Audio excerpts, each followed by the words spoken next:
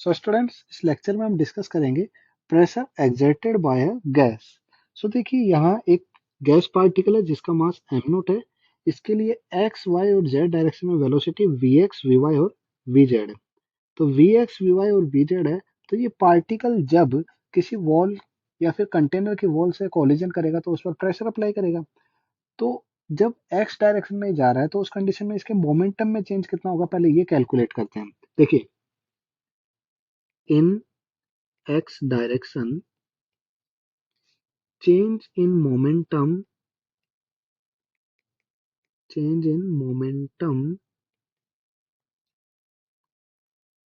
due to one collision के कारण कितना चेंज होगा, delta P x equals to कितना हो जाएगा। देखिए, वी एक्स वेलोसिटी से जाके कंटेनर के वॉल से टकराएगा और वापस वी एक्स वेलोसिटी से लौटेगा, तो उस कंडीशन में चेंज इन मोमेंटम कितना हो जाएगा, 2m वी एक्स। और देखिए, दो सक्सेसिव कोलिजन सेम वॉल पर, उसके लिए टाइम कितना लगेगा। मान लीजिए यहाँ से गया यहाँ पर, फिर वापस से यहाँ आया, तो टोटल डिस्टेंस कितनी हो गई, एल प्लस एल, 2l। तो वी एक्स वेलोसिटी से जा रहा है, तो देखिए time taken between two successive collision on same wall, कितना टाइम लगेगा, delta T equals to total distance upon speed, 2l upon V X. तो फोर्स कितना अप्लाई होगा, एफ इक्वल्स टू क्या होता है, delta P upon delta T. तो X direction में वॉल पे कितना फोर्स अप्लाई हुआ, delta P X upon delta T. It means 2m V X अपॉन 12 वी एक्स। तो ये वैल्यू कितना आ जाएगा, एम वी एक्स का square by l. So pressure in x direction कितना हो जाएगा, pressure on wall, x direction में देख रहे हैं हम, एक्स डायरेक्शन में प्रेशर का वैल्यू डेल्टा पी एक्स या फिर पी एक्स लिख सकते हैं हम। Delta P x equals to कितना आ जाएगा हमारे पास, m we x square upon area into length. Area into length को क्या लिखा जा सकता है, वॉल्यूम। तो एम वी एक्स स्क्वायर, और वॉल्यूम को कैपिटल बी से डिनोट कर देते हैं। As it is, delta P Y का वैल्यू कितना आ जाएगा, M V Y square upon capital V. और डेल्टा पी जेड का वैल्यू कितना आ जाएगा, एम वी जेड का स्क्वायर अपॉन कैपिटल वी। ये तीनों का वैल्यू आ गया। तो एवरेज प्रेशर देखिए, अब average pressure on container wall पे एवरेज प्रेशर कितना लगेगा, P average equals to 1/3 pressure of in x direction, in Y direction plus in Z direction. तो ये एवरेज निकाल लिया। अब इनका वैल्यू रखने पर क्या होगा, देखिए वैल्यू रखिए, 1/3 मास अपॉन वॉल्यूम को हमने कॉमन ले लिया, ब्रैकेट में हमारे पास बचेगा V x square plus V Y square plus V Z square. ये वैल्यू बचेगा। तो इसका वैल्यू कितना आता है, देखिए, ये V x square plus V Y square plus V Z square, ये क्या चीज है, तीन डायरेक्शन में वेलोसिटी का स्क्वायर। इसको हम वी आर एम एस का स्क्वायर लिख सकते हैं। तो 1/3 mass upon volume into V R M S का स्क्वायर। ये हमारे पास क्या आया है, पी एवरेज आया है। पी एवरेज का वैल्यू हमारे पास ये आ गया। अब देखिए, if there are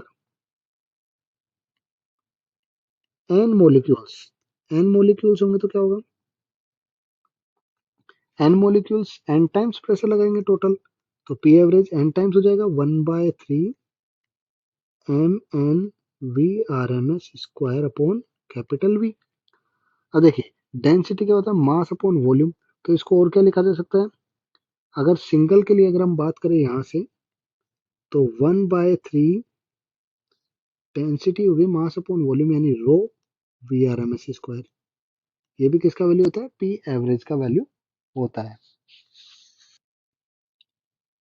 so pressure का वैल्यू हमारे पास आया 1/3 rho v R M S square.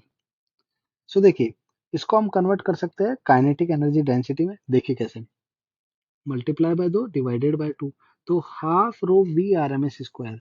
ये क्या बना हमारे पास, देखिए P इक्वल्स टू 2/3 साइड में रखते हैं, ब्रैकेट में रखते हैं 1/2 रो VRMS²। इसको क्या कहा जाता है? काइनेटिक एनर्जी डेंसिटी, यानी इसको E से डिनोट करते हैं, तो 2/3 E, जहां की क्या है, वेयर E इक्वल्स टू क्या है, equals to kinetic energy density है। ओके, अब देखिए इसी में आगे ट्रांसलेशनल काइनेटिक एनर्जी भी हम पढ़ लेते हैं। ट्रांसलेशनल काइनेटिक एनर्जी, सो देखिए ट्रांसलेशनल काइनेटिक एनर्जी कितनी होगी। देखिए for a gas molecule, gas molecule के लिए काइनेटिक एनर्जी कितनी होगी? काइनेटिक एनर्जी इक्वल्स टू, इसको के से डिनोट कर देते हैं, हाफ एम VRMS का स्क्वायर, ये होती है। और VRMS का वैल्यू हमने क्या पढ़ा है? √3 RMS, √3 RT/M। So E K equals to क्या आ जाएगा?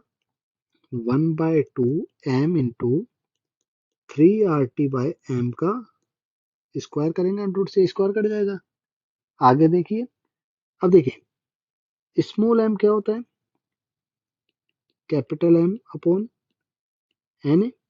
सो यहाँ देखिए हम कैपिटल M का भी वैल्यू रख सकते हैं, तो E K equals to half M into 3 RT/, यहाँ क्या करेंगे हम? कैपिटल M की जगह क्या रख देंगे? Small m into n. So small m से स्मॉल m कैंसिल आउट होगा, तो काइनेटिक एनर्जी हमारे पास आ जाएगी यहाँ से 1/2, यानी 3/2 हो जाएगा, 3/2 R/Na, जिसको क्या कहा जाता है? R/Na को हम क्या कहते हैं? Boltzmann constant. तो काइनेटिक एनर्जी कितनी आ गई? 3/2 kT। के क्या है यहाँ पे? के यहाँ पर है R/Na, यानी बोल्ट्जमैन कांस्टेंट। सो यहाँ से काइनेटिक एनर्जी जो है टेम्परेचर के प्रोपोर्शनल आई। आगे देखिए for n molecules, n molecules के लिए क्या होगा? काइनेटिक एनर्जी क्या हो जाती है? 3/2 nRT हो जाती है।